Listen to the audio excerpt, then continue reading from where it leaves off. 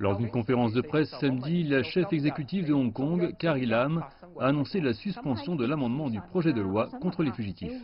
Après des délibérations internes répétées au cours des 2 derniers jours, j'annonce maintenant que le gouvernement a décidé de suspendre l'exercice de modifications législatives, de reprendre la communication avec toutes les strates de la société, de faire plus de travail d'explication et d'écouter les différentes opinions de la société.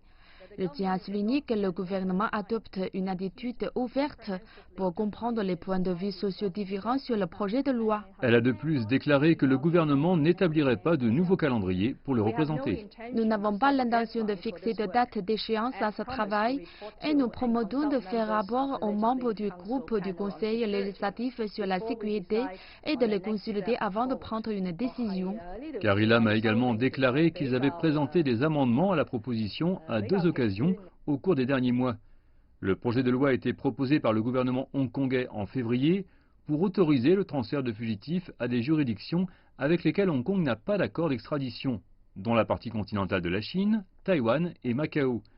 Les officiels déclarent que le projet de loi doit être voté le plus vite possible pour qu'un homme suspecté de meurtre puisse être envoyé à Taïwan. Chan Tong-kai est accusé du meurtre de sa petite amie. Il a été arrêté en mars dernier et condamné à 29 mois de prison pour blanchiment d'argent en avril. Mais il pourrait être relâché pour bonne conduite en octobre et alors être libre de quitter la ville. Je me sens obligée de trouver un moyen de régler le cas du meurtre de Taïwan afin que la justice soit rendue au nom de la victime, de ses parents et de la société. Cela met à jour les défaillances de notre système. Il ne faut pas que Hong Kong devienne un lieu où les criminels puissent échapper à leurs responsabilités juridiques.